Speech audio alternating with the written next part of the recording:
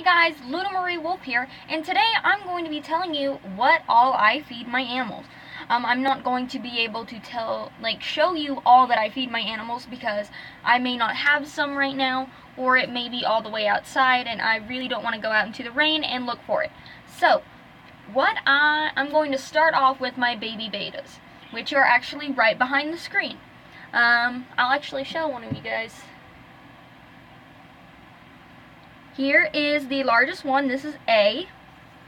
And soon I will be doing a video on when you guys can start actually buying them, because these guys are so pretty. He looks like he is starting to be a half moon. I don't know if you guys can really tell, but he is starting to look like a half moon, which is really weird because I bred a plakat to a rose petal dragon scale, and so far none of them look like they have dragon scale, but I do know that the koi plakat that I bred them to did have some iridescent scales on her, and I do see iridescent scales in a lot of these betas, but it looks like most of them that are growing out, as I can see right now, are half moons. I don't see any placats, I don't see any rose tails. They just look like normal half moons. Now I do know that rose tails are, I have heard that rose tails are a super form, or like a muddied form of the half moon. People try to breed the half moons and they get the rose petal, and they get they get the rose petal because the butterfly is a coloration mutation, I do believe. But I have a koi plakat female and a dragon scale. Okay, it looks like it's a butterfly. It definitely has dragon scales, and it has a rose petal tail. So that's a lot in one. But whoop, I hit my table down here. But it does look like they are starting to become half moons. I do have one that looks like it's a double tail, and I'm like, okay, you just do you be what you want to be. But I may keep the little double tail because I just think it's really freaking cute. Because I was just like, I breeded these two, and I mean, I looked at the genetics, and technically I could get all half moons, but I did not expect a double tail to come out of any of these guys, okay? But what I feed my fry, well, what I feed them right now is I feed them a mixture. This is the mixture cup. It's a McDonald's cup. Hashtag not sponsored. Hashtag not sponsored. Trust me, I don't have enough viewers on my channel for McDonald's to sponsor me in the first place. But what it is a mixture of freeze-dried bloodworms, color flakes, mini krill, and meat granules from Tetracolor. I don't know if you guys can see that from Tetracolor. My cat just decided to walk into the room. He's eyeing the baby bunnies, but he literally can't get to them. They're in a cage. Pretty sure I just scared him on accident. And it also has some ground up shrimp pellets formula, and it does have a few whole shrimp pellets formula. Hold on, if I can get one out. Add a little cup. See, it does have a full one in there. But this is what it looks like. It just looks like this powder stuff. And I just drop it in. The shrimp pellet formula is actually what they were fed to as fry. I fed them a mixture of the shrimp pellet crush. No, I would put the shrimp pellets in the water, and it would go down and it would sink. They're sinking pellets, and they it would disintegrate along the bottom, and they would eat that. Surprisingly, I had a lot of betas survive, and this is my first time doing it, so I didn't really think that very many of them were going to survive. Some of them looked very sickly, so I did have to sadly cull them or kill them off, because their tails were, beta fish are supposed to be this way, of course, but their tails were bent in like this. They were curled. So, and whenever they swam, where did I get swam from? English language, guys. I can't obviously English. But whenever they swam, it was really weird how they, because their tail was curled, they did a weird little jerking motion. they couldn't really swim, so I knew that they weren't going to reach adulthood, so sadly, I either had to cull them or they did die off. That was really sad for me. I do hope in the future I can get fry food. I will not breed my betas again until I have an actual live culture. But my betas have survived off of this flake food and dried bloodworms and all of this, and they survived. What I feed my adults, or my betas that are big enough to be classified as an adult, like A, I feed a mixture of this and these. I feed my bigger betas as they get bigger. I feed my fry this as well. I feed them frozen bloodworms, and I used to feed them frozen bloodworms, but most of the bloodworms were too big for them, so I couldn't really feed them that anymore. And so now I feed them freeze-dried bloodworms, and I feed them frozen brine shrimp. Frozen brine shrimp's in the freezer. I don't want to go get that out because number one, that's a long walk out of my way, and number two, I do not want to get it out and it start unthawing on me, and I'm not gonna mess with that. But that is what I feed my betas. I'm going to go directly into the chickens because their food is outside, and I'm not walking all the way out into the barn in the pouring rain to get their feed. Plus, I don't have very much of their feed right now because we just went on vacation and they decided they were going to eat all of their food while we were away. So I feed the hens. I feed all of my chickens egg layer pellets, and I do feed them scratch grains, and in the winter I feed them cracked corn. I also allow them to graze or scratch, forage, whatever you want to call it, out in the big area out there if you guys have seen my videos. If not, I suggest that you go see my mini chicken videos because it shows the outside run. It's very big, it's very spacious.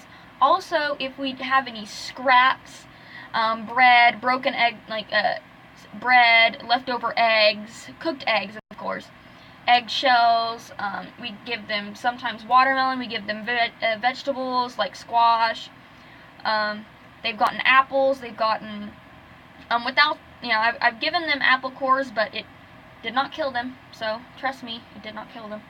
I've given them bread, given them tortillas. Basically, anything that they will eat, I have fed to them, and if they didn't eat it, then something else got it. We do have a groundhog that lives out underneath our barn. I'm not sure if I have told you guys this, but it is huge. Like, if I showed you how big it was, it wouldn't even be on camera.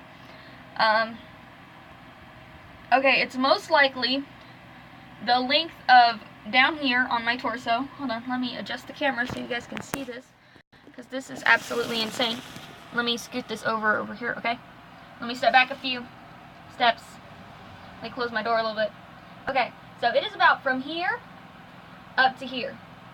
That's how long its body is. And that's whenever it's sitting down and scrunched up. We haven't seen it for a few years, but I have not seen the groundhog for a few years, but it does still live out there because I can tell, because there are things that have been torn up out there, and either it is a small bear that lives out there or it is our groundhog. There are actually giant holes out into the back where he can go underneath the barn. Chickens don't go anywhere near it, so I'm fine with that. He hasn't disturbed the chickens, I'm fine with that. Yeah, so that is what I feed my chickens. I just feed them anything that they will eat, except for potatoes. I will never, ever, ever, ever, ever, ever, ever, ever, ever put potatoes out there, because potatoes are a definitely big no-no for chickens. So I'm not going to put those out there. So they basically eat whatever they get. They get table scraps. I'm not going to feed them potatoes or meat, unless it's eggs, of course. My grandparents said to feed them chicken, and I was like, no, I'm not venturing into the whole cannibalism thing. Eating eggs, cooked eggs is one thing. Eating chicken is definitely another thing that I am not going to venture into, because that's a big no-no. I'm not going to be feeding chickens other chickens. I'm not going to be feeding rabbits rabbits. I'm not going to be feeding birds other birds. Like, I'm not going to feed a cooked parakeet to my sister's parakeet. I don't know, it just doesn't seem ethical to do that. I do know that mama rabbits do eat baby bunnies, but whenever they did that, I started feeding her hamburger meat, and she seemed to stop that, but then something started getting her babies, and so I was like, I'm not going into that realm, so I just brought them inside to keep them safe. Okay, I will have to go get the rabbit food so I can show you guys. Okay, I just did a whole trip in one, and I got the cat food, the bird food, and the rabbit food. So, woohoo! Cheers to me. 2 thumbs up for me. There is something in my shoe that wants to eat me. I think it's just my stitching. It's just the stitching on my sock, guys. The clock's going off in the background. I don't know if you can hear it, but I'm going to talk a little bit louder. So, I'm going to move on to the cats because they may follow me in here if they hear the food. We just feed them cat food, dry cat food. Every now and then they will get a treat of wet food, and they will get some cat treats. And every now and then, if we have some raw meat that we're just cooking with and it just falls on the floor, they will quickly snatch it up and take off with it. There have been known instances where we have left the table unguarded and they have snatched our food off our plates, so we do have to watch out for that.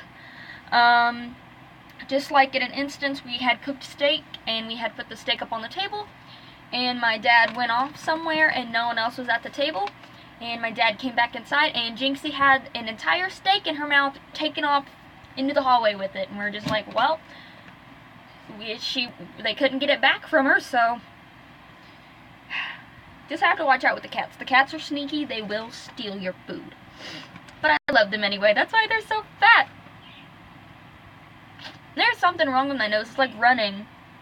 And I don't know why. I think I'm good. Okay. This is an indoor formula. I'm trying not to make everything fall. That'd be bad. Depending on what they're dealing with, that's what we get them. If they are having really bad coughing, we get them, and they're throwing up, then we get them hairball control. This is just an indoor formula. It's chicken flavor. What's all on here? This is a different brand than we normally use. Fiber to help support hairball control, promotes healthy weight, and fortified with vitamins and minerals. Okay, promotes healthy weight. That's only if you feed it by, oh yeah, the daily feeding guide. That's only if you feed it, yeah. They get wet food, they also get treats. So yeah, and they occasionally eat bugs that they find. There's like, our house sometimes gets cave crickets in it because they live underneath the house, because we have a cellar under there that that used to be a canning room for our great-grandparents. But every now and then we'll get a cave cricket inside, and if the cats get it first, then the cats get it first. If we catch it, then Rango gets it. I'm going to go ahead and go over Rango's food because I don't have any Rango food with me right now. Rango gets feed a variety of things. Any bugs that we find outside, he gets crickets, grasshoppers, worms, grubworms, caterpillars. What else? Like any bug that he'll eat, we'll give it to him. If he doesn't eat it, then he's not going to eat it. He's gotten cave crickets, he's gotten normal, regular American crickets.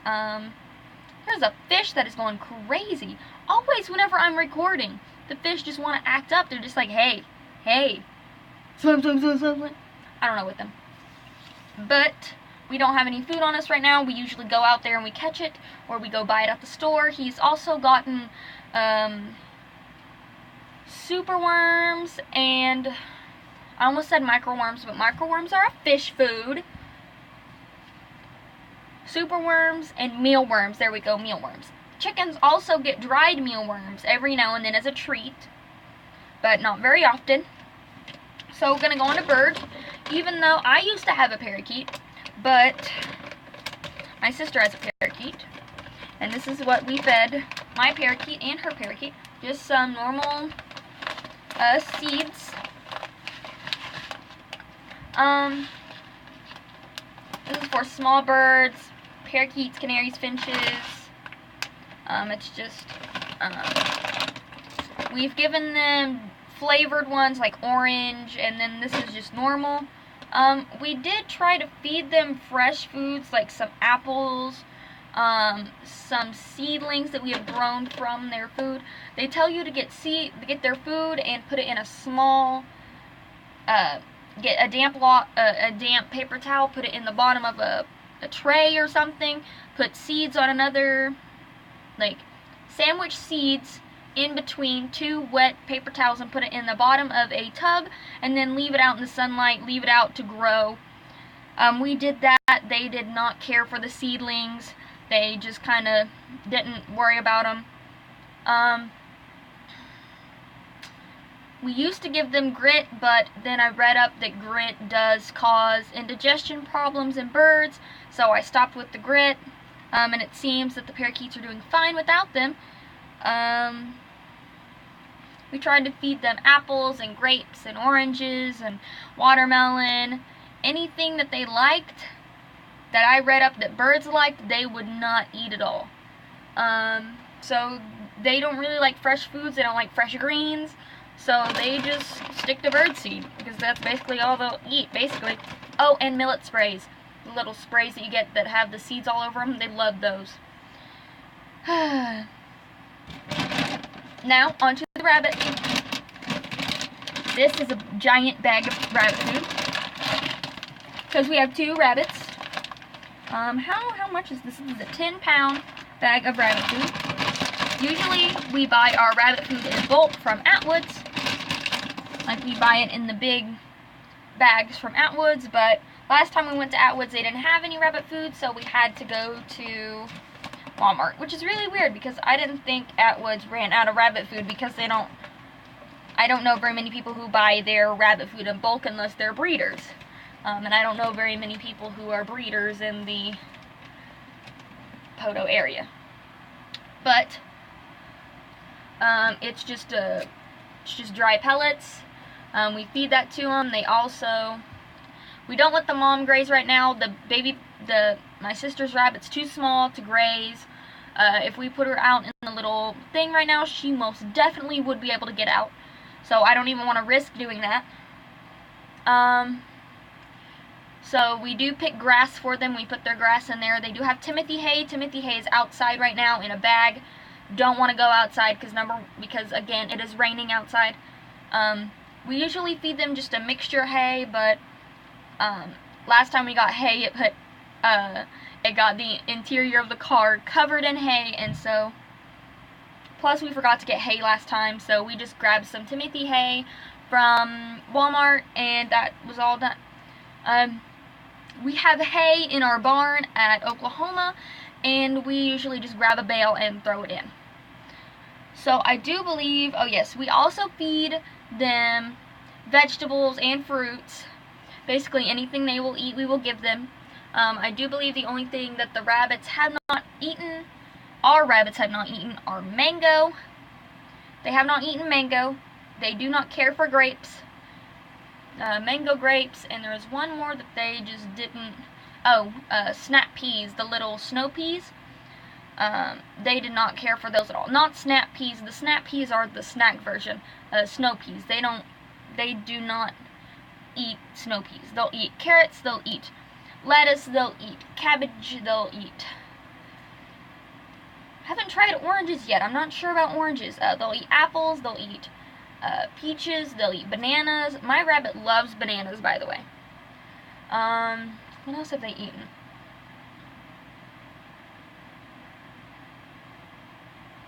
They've eaten watermelon. They've eaten... I think that's all that they've eaten. Oh, my rabbit's eaten my carpet, but she has eaten my carpet, but I don't know what she does. It's weird. But that is everything that we feed our animals. Oh, I'm so sorry, guys. I am doing mass recordings today, so if you see this shirt, don't worry. I just recorded a lot of videos at once. I don't wear the same shirt every day. That's on rare occasions when I'm sick and I don't really want to move and I don't want to do anything.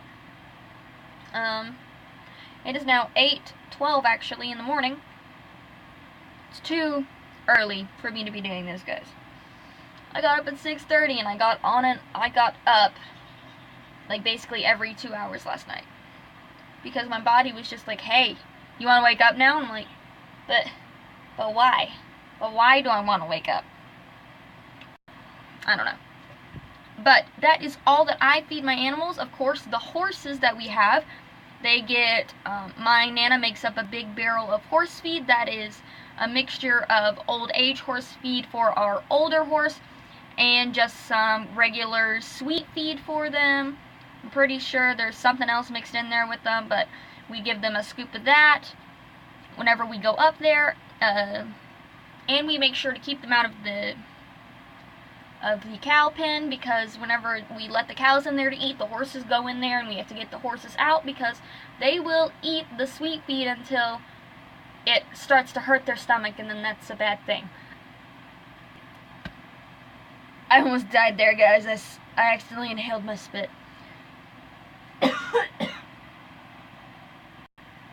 Good. But we feed our cows sweet feed. We feed them, I'm pretty sure sweet feed and creep feed are the same thing. They may be different, I'm not sure. The baby cows get calf feed. I just know that they get hay. Both of the cows and the horses both get hay. They get fresh grass. They get feed.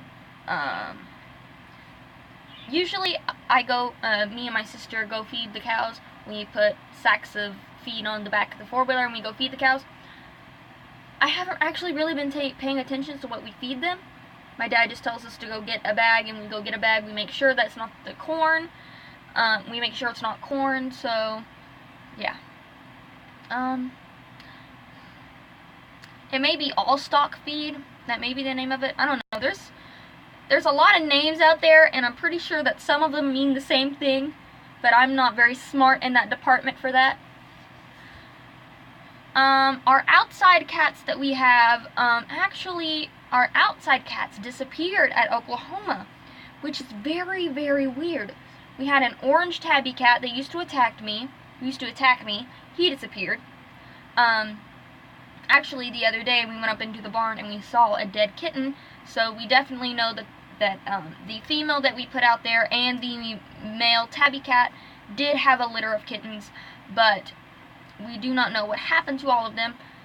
We don't know. I haven't seen any cats whatsoever. So I really hope that they are still alive. We're going to be getting a new cat soon. I will be doing a video over that. We're going to get a small little tuxedo looking cat that looks like Bullet, our cat that we have now, and his name is going to be Driller. And then we are going to get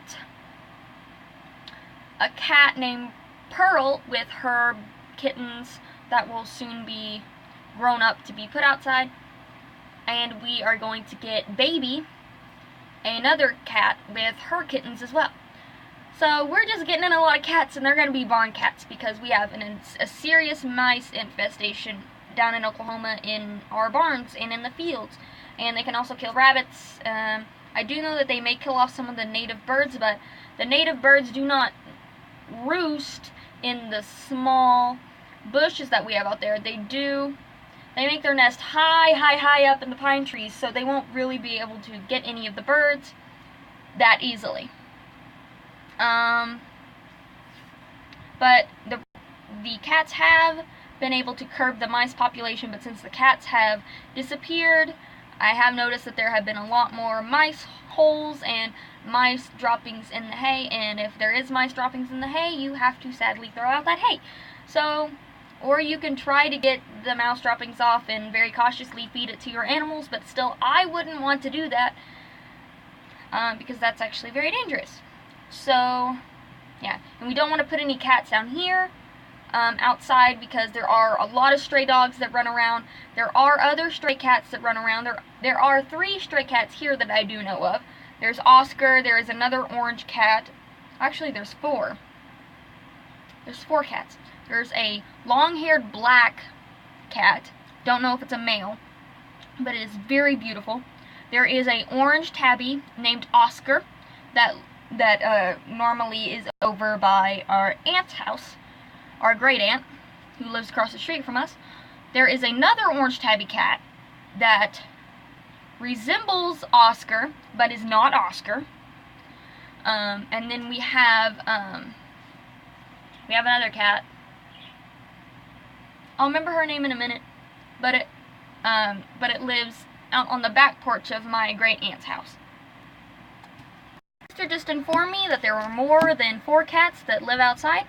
The black cat, that we actually have 2 black cats, 2 pure black cats, then we have a 3rd black cat that is a female. Then we have the 2 orange cats, and then we have one that looks like my cat Jinx. I don't have the name for the orange one that looks like Oscar. We have Oscar and Orange Tabby. We have a big black long-haired one. We have a big black long-haired one that's blind in one eye. And then we have Charcoal, which is another black. It's like a black and gray kind of mixed cat. So that is all that I have for this video. Thank you guys so much for watching, if you guys have gotten this far. And if you have gotten this far, do not forget to like this video. Do not forget to subscribe if you guys already haven't, to become a part of whatever I'm going to start calling you guys. Please stay tuned for more episodes, more videos. Don't forget to hit that little bell icon, and don't forget to share out this video so your friends can become part of my family, I guess.